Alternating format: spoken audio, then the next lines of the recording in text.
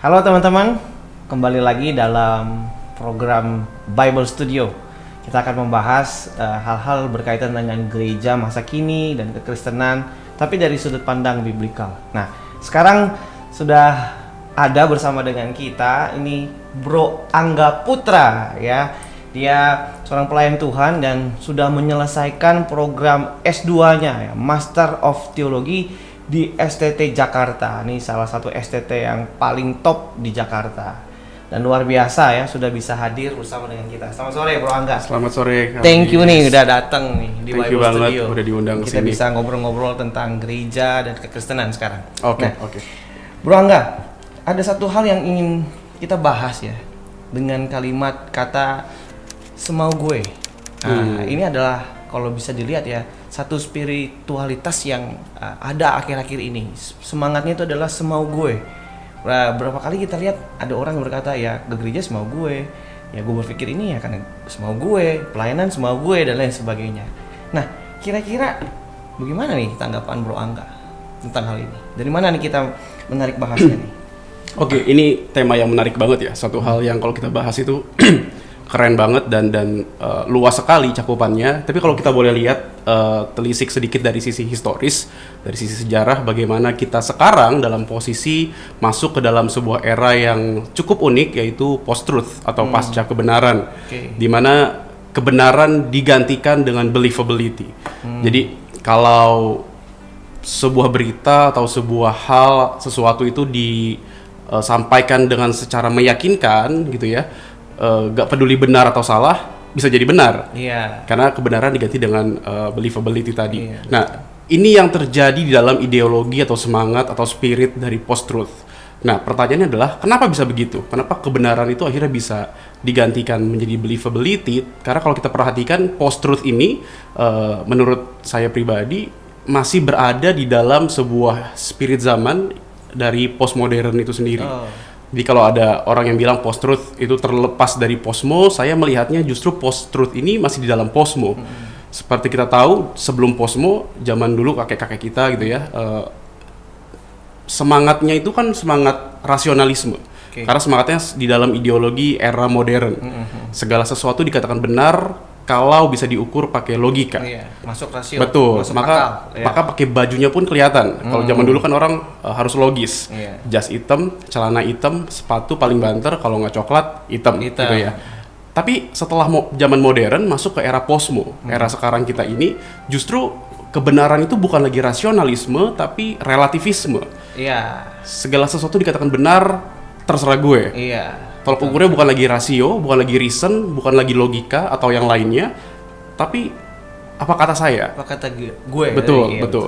Maka kalau gue bilang itu salah, gue bilang bener tuh bener. That's why gak heran pakai bajunya pun gayanya berubah di zaman sekarang. Betul. Kita bisa lihat mungkin teman-teman cewek yang pergi ke bioskop misalnya gitu ya, bisa rambutnya setengah pirang, setengah biru, kardigannya merah, celananya hijau, sepatunya kuning gitu ya.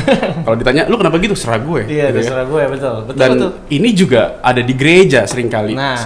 Gak tahu deh, mungkin kalau dicek ada atau enggak, orang-orang yang akhirnya berkata terlambat ke gereja, ya serah gue gitu ya. Pelayanan pindah-pindah, serah gue. Ya kan. Lu komsel kok nggak komitmen, kadang datang kadang nggak, serah gue ngantuk, hujan gitu. Jadi semangat relativisme ini akhirnya suka nggak suka dihadapi dan muncul di gereja. Gitu sih Kak Andris, kira-kira kalau kita lihat dari sisi historis ya, gitu. Oke. Kalau menurut Bro Angga nih ya sekarang tentang kalimat tadi itu, kira-kira apa yang bisa ditampilkan ya dari sudut pandang Alkitab? Kira-kira bagaimana kita melihat ini dari kacamata Alkitab sekarang? Menurut Angga, apa ya yang kita bisa bahas gitu ya, maksudnya dari sudut pandang Alkitab nih tentang hal ini? Mungkin sebelum masuk ke apa yang Alkitab katakan, kita harus lihat dulu lebih detail dari sisi akar permasalahannya sendiri. Kenapa spiritualitas relativisme ini juga bisa menjadi sesuatu yang akhirnya masif gitu ya, besar, menjamur, bahkan gereja juga kena dampaknya. Baru kita bisa lihat apa yang Alkitab bisa katakan gitu ya. Misalnya Christian Smith, dia tulis buku tentang soul searching, dia bikin riset di Amerika tentang anak-anak muda gitu ya.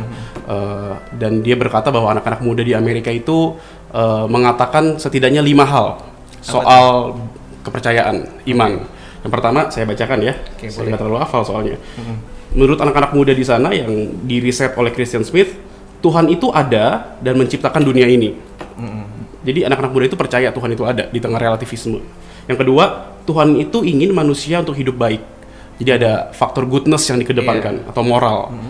Yang ketiga, tujuan hidup ini adalah untuk happy dan nyaman, bahagia, happiness gitu ya.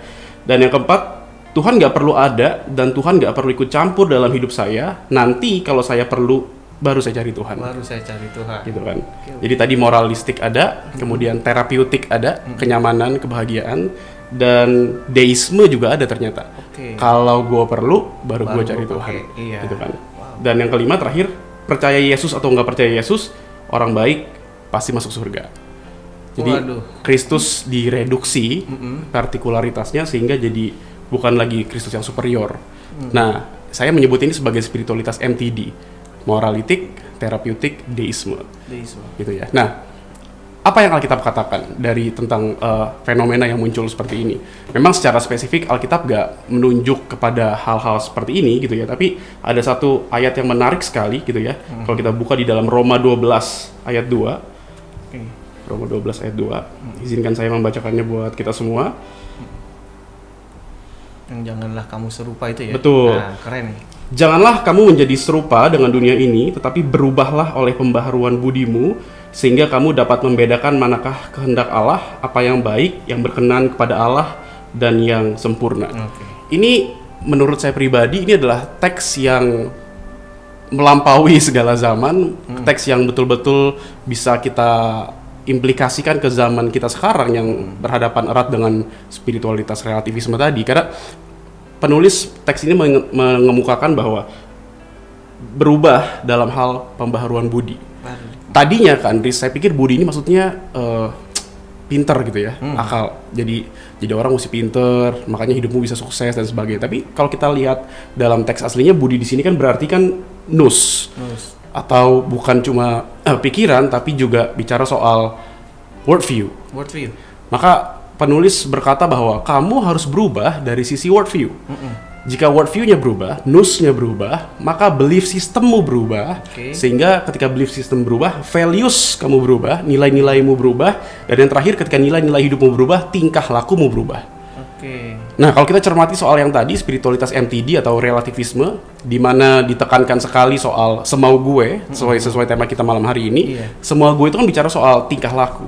Kenapa tingkah laku bisa semau gue? Karena worldview-nya nggak berubah, worldview-nya nggak beres.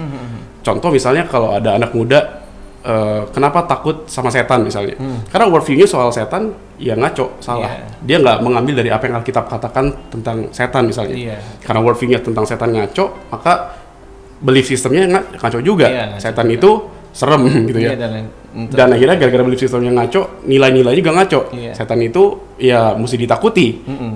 Dan mesti mungkin dipatuhi jangan-jangan gitu ya. Maka ujungnya tingkah lakunya keluar juga berantakan. Tingkah lakunya berantakan ya. Masih itu, ada tuh yang begitu. Iya, takut pergi ke toilet misalnya. Malam-malam.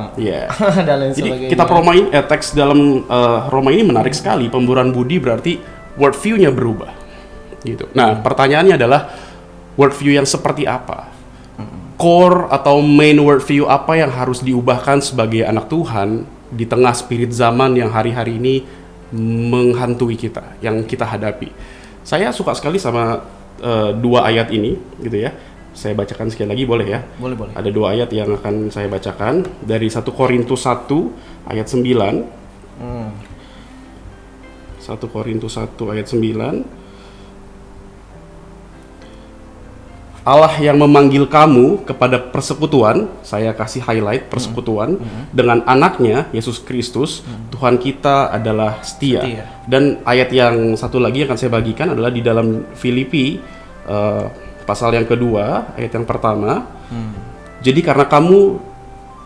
karena dalam Kristus ada nasihat, ada penghiburan kasih, ada persekutuan roh, lagi-lagi persekutuan gitu ya.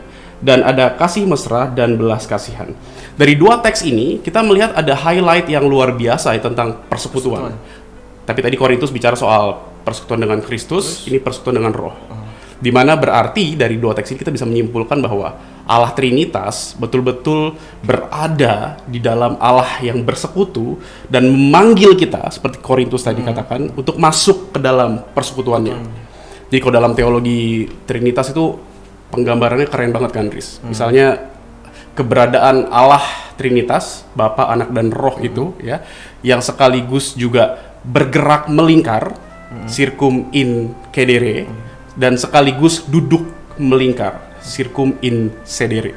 Dan Allah yang bergerak melingkar, yang sekaligus duduk melingkar bersama-sama itu, Allah yang bersekutu itu memanggil kita, Andris dan saya dan seluruh umat Tuhan untuk masuk ke dalamnya, untuk berpartisipasi dan bersekutu. Oh, keren banget Wow, sebenarnya. itu kan worldview yang harus kita punya sebagai anak Tuhan. Iya. That's why kita jadi ngerti kita itu ikut Tuhan karena kita terpanggil masuk dalam persekutuan Allah Trinitas yang luar biasa tadi. Iya. Makanya harusnya anak muda berani berkata bahwa gue nggak lakuin dosa bukan karena gue takut neraka, tapi gue nggak ngelakuin dosa karena gue pengen duduk melingkar bersama dengan Allah. Wah. Gue datang ibadah bukan karena gue pengen cari pacar, tapi karena gue ingin bergerak melingkar bersama dengan Allah. Masuk dalam Persekutuan itu. Dan itu adalah tujuan Allah semula menciptakan kita kan. Gitu kan. Ada relasi di sana. Bagaimana Allah mengasihi manusia, manusia mengasihi Allah, Allah dan manusia saling mengasihi. Wow. Makanya ya, kekristenan itu sebenarnya bukan sekedar agama. Kekristenan itu bicara soal relasi sebenarnya. That's right. Betul. Karena dari awal Allah itu adalah pribadi yang berelasi. Ya. Dan kita dipanggil sebenarnya keunikannya adalah kita dipanggil untuk masuk dalam relasi yang luar biasa itu. Betul. Nah, ini memang harus dipahami kan. Betul. Harus tersampaikan gitu ya. Maksudnya kita harus punya paradigma untuk sampai mengerti hal ini. Worldview-nya mesti beres tadi ya. Betul. Itu yang menjadi menjadi hal yang bisa membuat kita dunia sekitar mau kayak apapun selama kita mengerti ini, kita nggak akan terpengaruh sih sebetulnya. Harusnya begitu. Maka spiritualitas terserah gue tadi atau semua gue tadi itu menjadi sesuatu yang akhirnya bisa diantisipasi gara-gara worldview kita soal persekutuan atau hakikat soal persekutuan itu clear di kepala kita, di hati kita, di hidup kita. Bahwa besok-besok kalau di kantor disuruh korupsi sama temen atau sama bos gitu ya, nggak usah pikir dua kali, gue nggak mau korupsi. Kenapa? Bukan karena semau gue, tapi karena gue mau melingkar bersama Allah. Karena gue mau punya relasi yang dalam sama Allah. Betul. Dan itu keren sekali. Bahkan di dalam perjanjian lama kan Yusuf juga kayak gitu kan. Ketika istri Potifar suruh dia berbuat dosa dan sebagainya, dia bilang, bagaimana mungkin aku melukai hati Allahku. Itu kan gambaran relasi yang deep banget. Nah, masalahnya seringkali di dalam spiritualitas posmo ini, relativisme ini, kita sering merasa gue nggak berbuat dosa karena gue takut masuk neraka atau karena gue takut dilihat orang buruk. Padahal gue nggak bikin dosa, harusnya karena gue nggak mau menciderai relasi gue dengan Allah. That's why peristiwa di Taman Eden, kejatuhan Adam dan Hawa dalam dosa, itu adalah patah hati perdana di alam semesta ini. Betul. Itu luar biasa. Allah segitu inginnya kita bersama dengan Dia. Ini luar biasa ya sebenarnya persekutuan dengan Tuhan itu ya. Dan kita dipanggil untuk masuk ke sana. Betul. Gitu ya. Seandainya ini tadi ya, balik lagi ya, ini menjadi satu yang kita sadari bersama sebagai anak muda. Ya, kita bisa mengantisipasi hal itu. Betul. Luar biasa ya. Betul. Makanya besok kalau ada orang pergi ke gereja, pilihannya kan biasanya cuma dua kan. Orang itu lihat gereja itu sebagai dari sisi doing, fungsi, atau dari sisi being, hakikat gereja. Betul. Biasanya kalau dari sisi doing atau fungsi, orang lihatnya gereja itu bisa kasih apa sih ke gua? Gereja itu kayak restoran, banyak, lu tinggal pilih. Mau sinode ini pengkhotbahnya ini. Mana yang lu suka, lu pilih. Harusnya kan kayak gitu. Harusnya kan melihat gereja bukan dari sisi doing, tapi dari sisi being. Hakikat dari gereja sebagai tubuh Kristus, Corpus Christi, dan Kristus sebagai kepala gereja, Caput Ecclesiae. Dan kita terpanggil untuk masuk ke dalam relasi yang intim dan indah dan dalam itu. Wow, itu yang bikin gue pribadi akhirnya berubah sih. Worldview semacam itu yang akhirnya membuat gue menjalani hidup sebagai anak muda di tengah banyak tantangan, di tengah banyak pergumulan gitu ya. Sebagai hamba Tuhan juga, sebagai teolog juga, menyikapi bagaimana relasi sama Allah menjadi sebuah prioritas penting di tengah tantangan spirit zaman sekarang gitu. Dan itu menarik sekali kan, Chris. Iya, makanya Paulus pun ya berkata ya dalam ayat itu ya kalau nggak salah, janganlah engkau menjadi serupa dengan, kalau nggak salah kata yang digunakan untuk dunia itu juga mengarah ke situ ya. Betul. Zaman ya lebih tepatnya. Betul. Jadi di mana apa yang ada di sekitar kita. Betul. Dan dihubungkan tadi dengan bagaimana worldview kita. Betul. Memang itu yang paling penting sih salah satunya. Karena zaman atau dunia tentu berubah ya kan, terus maju atau mungkin juga bergerak bebas. Tapi kan sebagai anak Tuhan kita harus paham worldview soal relasi dengan Allah itu nggak boleh berubah. Betul. Ya kan? Maka pembaharuan budi itu bicara soal bagaimana worldview kita, core kita sebagai Kristenan itu tetap di dalam track yang benar. That's why kalau kita lihat di dalam teks Roma lainnya disinggung soal ibadah yang sejati kan, logike latreia. Dari Allah dulu, baru kita respon dan nggak boleh dibalik. Seringkali kita jadi orang Kristen kita balik, kita kasih Allah dulu, baru Allah berkati kita. Gue ke gereja biar gue dapat pacar, gue kasih persembahan biar bapak gue sembuh dari sakit. Nggak boleh. Harusnya kan kita paham logike latreia, ibadah yang sejati berbicara soal dari Allah dulu, baru kita bisa respon Allah. Maka spiritualitas kita harusnya bukannya transaksi, betul. Tapi harusnya thanksgiving, bersyukur. Ya ini menarik ya, jadi gue juga jadi ingat waktu Tuhan Yesus dicobai. Mungkin kayak teks itu ada satu kalimat yang keluar dari iblis, sembah aku, aku kasih kamu. Ini kan transaksi nih. Betul. Lu nyembah gue akan kasih. Padahal sebenarnya waktu Tuhan Yesus jawab iblis, keren lo jawabannya. Kamu itu mengabdi sama Tuhan, bukan transaksi. Balik lagi, ini bicara kalau pengabdian itu bicara apa? Bicara relasi, bener nggak? Bicara soal bagaimana. Kayak core-nya itu kan. Relasi. Iya, betul. Ya ini perlu jadi sesuatu yang gimana ya, ditawarkan ya sebenarnya. Untuk bagaimana kita melihat spirit dan tantangan zaman sekarang. Betul. Gitu. Oke. Kira-kira menurut Angga ya, tadi kan kita sudah bahas tentang spiritualitasnya ya. Sejauh mana juga gereja terpengaruh dengan spirit zaman sekarang ini? Ya. Kalau boleh meminjam bahasanya David Wells gitu ya, dia menyebut bahwa spiritualitas posmo atau dengan ideologi relativisme di dalamnya ini juga disebut sebagai spiritualitas kontemporer atau sekuler. Nah, menariknya ketika kita baca buku Frankie Schaeffer dalam judul bukunya Addicted to Mediocrity, kenapa ada orang Kristen yang cuma setengah-setengah hidupnya gitu ya, kita akan menemukan bahwa ternyata seringkali ada dua faktor. Pertama, spiritualitas itu direduksi menjadi religiusitas atau ritus agama. Banyak kan akhirnya kerohanian cuma dikecilkan atau direduksi sebatas ritus agama saja. Akhirnya cuma program terus. Saya pribadi sebagai wakil gembala nggak anti sama program gereja, nggak anti sama rapat, nggak anti sama retret. Itu perlu dan wajib kita lakukan. Tapi kalau cuma sebatas itu tanpa relasi dengan Allah, nggak heran banyak orang akhirnya jenuh dan tinggalin gereja. Gitu karena kan orientasinya cuma program, job desk.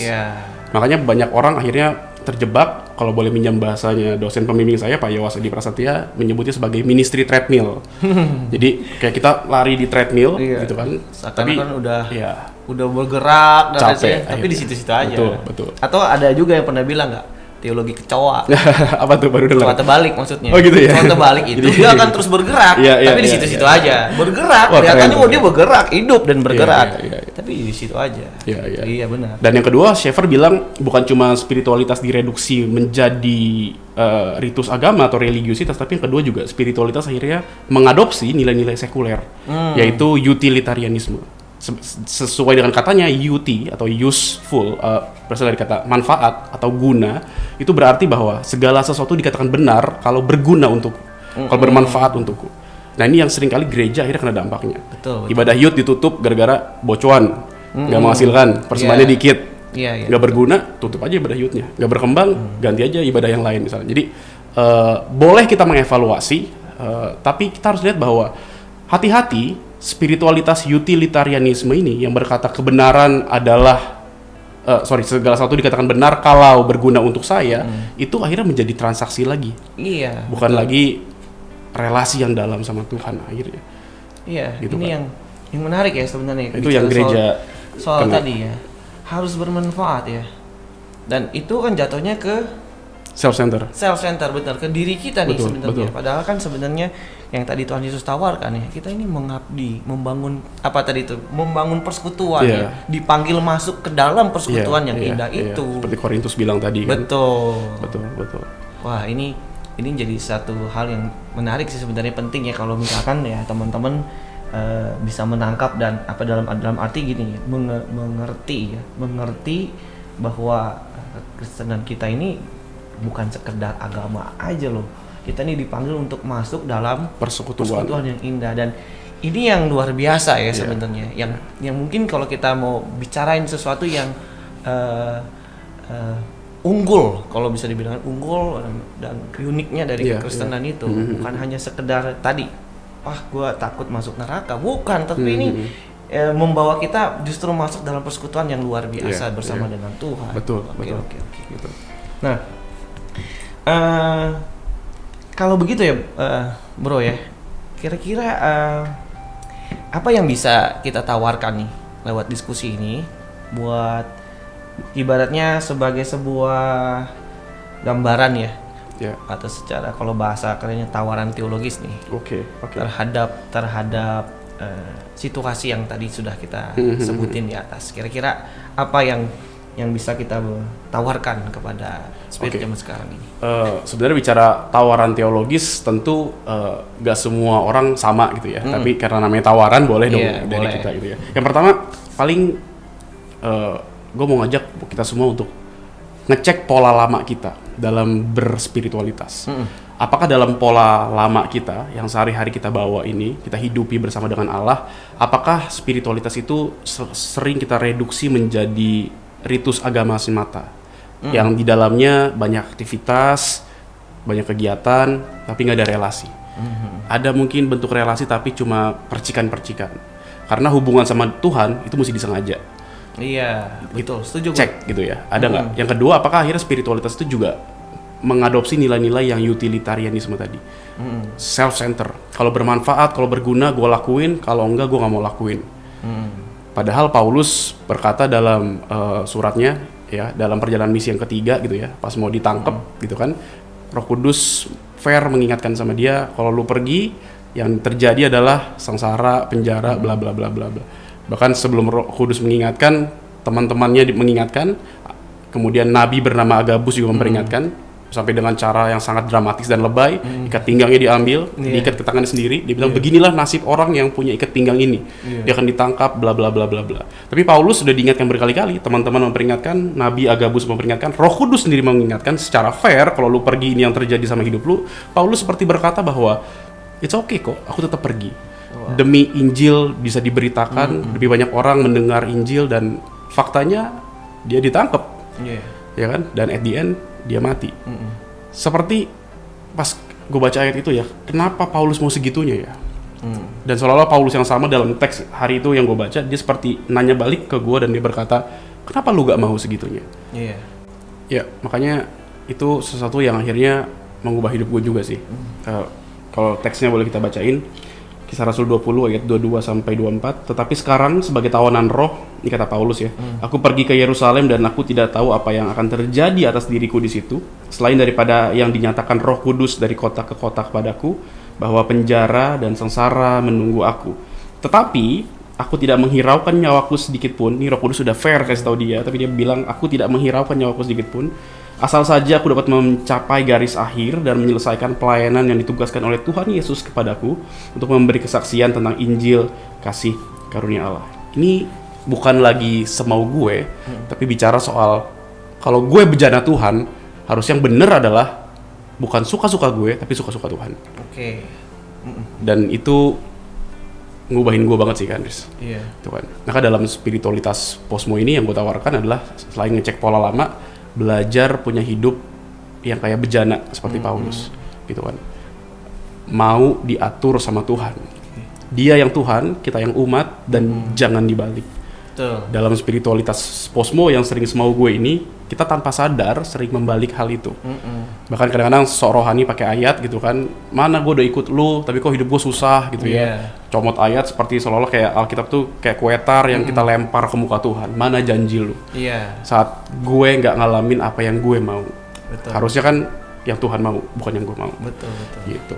Makanya seringkali ya, saya juga sering lihat ya, seringkali kita berpikir dan melihat satu fenomena, banyak di antara kita berkata, Tuhan saya ingin tahu kehendak Tuhan, ingin cari kehendak Tuhan. Cuman mungkin ya, satu sisi mungkin Tuhan berkata, emang kalau lu tahu lu mau lakukan. Nah, ya kan sulit loh. Ya kan. Seringkali apa yang dari Tuhan belum tentu kita suka. Dan seringkali apa yang kita pengen belum tentu sama dengan saudaranya Tuhan. Nah, kan ini kan sesuatu yang luar biasa ya. Jadi bukan semua gue nih.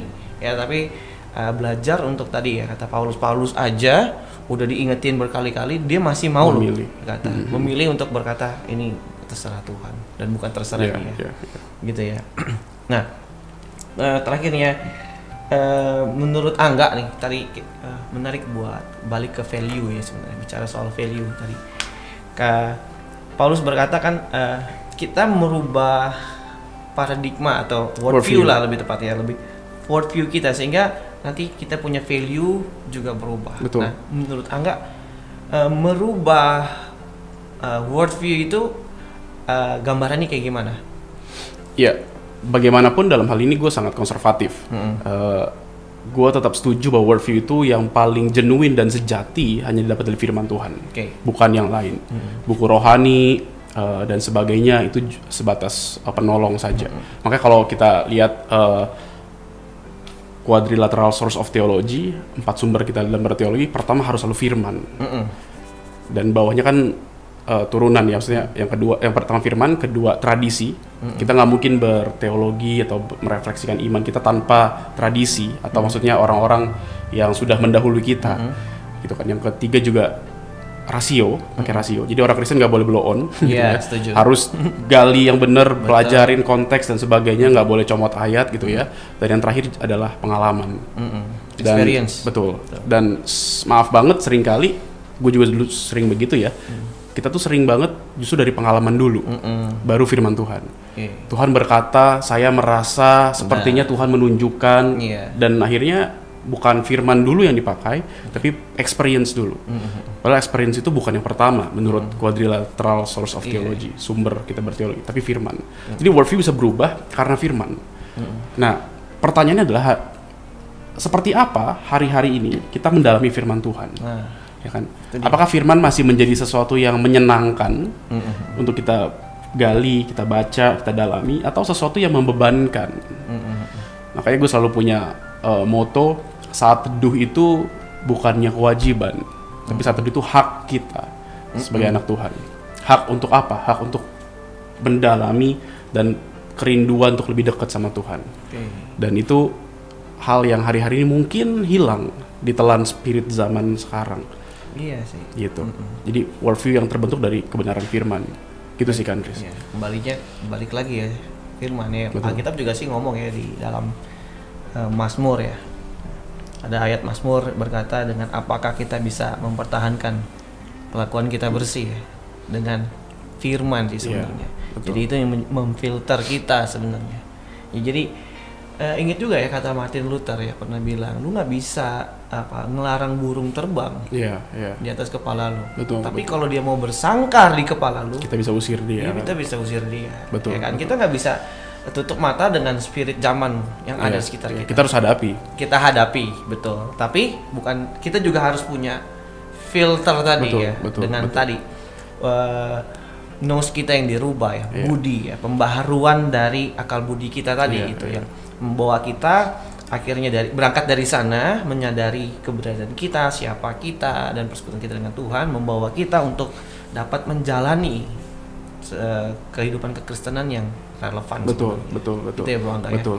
Makanya kalau kita bacanya bukunya Hans Frey, 5 Types of Theology, tipologi 5 itu ya, yang 1 sampai 5. 1 itu kondisi paling ekstrim, firman, terus Alkitab, terus teologi, terus 5 itu kondisi paling ekstrim soal dunia, sekuler dan sebagainya.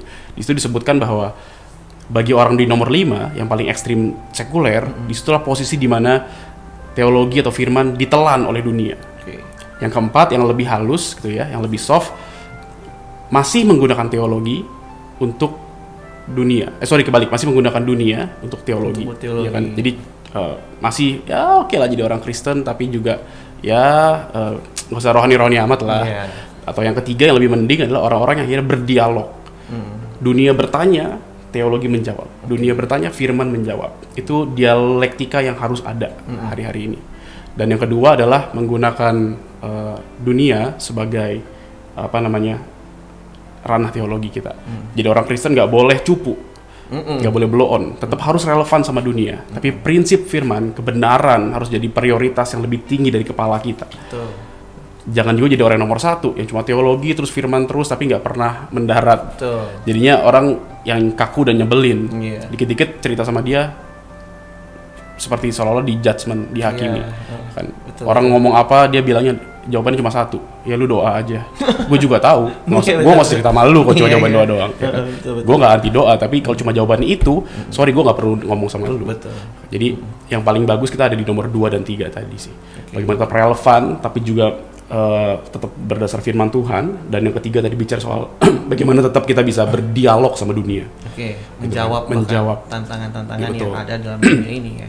Sebenarnya itu sih yang juga dirindukan ya lewat podcast kita dengan apa yang kita lakukan ini ya. Kita bisa menjawab hal-hal yang hari ini sedang ada nih di tengah-tengah kita dari sudut pandang ya kita. Supaya dialog tadi tetap ada ya. Betul. Gitu ya, Bang. Oke teman-teman, kita sudah banyak membahas tentang spirit zaman sekarang ini. Yang tadi kita angkat adalah ada satu spirit di tengah-tengah dunia kita. Yang kita bahas adalah spirit semau gue. Jadi semua itu kita lakukan karena apa ya? Karena semau gue. Dan ini ternyata udah masuk juga ke ruang lingkup kekristenan, dalam gereja, yang akhirnya membuat value atau nilai-nilai itu tidak lagi ditempatkan pada tempatnya. Dan hari ini kita membahas tadi dengan Bro Angga, ya dimulai dari mana untuk hal itu? Dari Roma pasal 12 tadi ayat 2. Paulus juga berkata, kita harus mengalami yang namanya pembaharuan budi tadi. Pembaharuan budi itu bagaimana worldview kita diubahkan. Nah, terutama yang paling penting kita mulai dari satu kesadaran bahwa kita ini bukan sekedar jadi Kristen, kita dipanggil untuk masuk dalam sebuah persekutuan dengan Tuhan. Dan ini hal yang luar biasa. Kalau teman-teman dan kita semua menyadari bahwa kita ini adalah orang yang dipanggil masuk dalam persekutuan yang luar biasa itu, yang itu akan mengubahkan cara kita melihat dunia hari ini. Jadi yang kedua adalah kita akan juga tadi sudah membahas tentang bagaimana value itu berasal dan value itu seperti apa yang kita gunakan. Tidak ada kata lain ya, adalah melalui Alkitab. Makanya teman-teman, mari kita baca Alkitab kita. Segala sesuatu yang terjadi kita lihat dari apa yang Alkitab katakan. Kita dengar dan kita baca apa yang firman Tuhan katakan. Dan ini yang terus harus kita lakukan dalam kehidupan kita sehari-hari. Oke, itu saja dari kita di Bible Studio. Terima kasih. Thank you banget kan. Bro Angga yang sudah hadir ya, seorang yang luar biasa, dia teolog yang masih muda, ganteng lagi ya, pinter lagi ya. Tapi dia udah punya istri ya. Oke, sampai ketemu dalam konten selanjutnya. Tuhan memberkati. God bless you.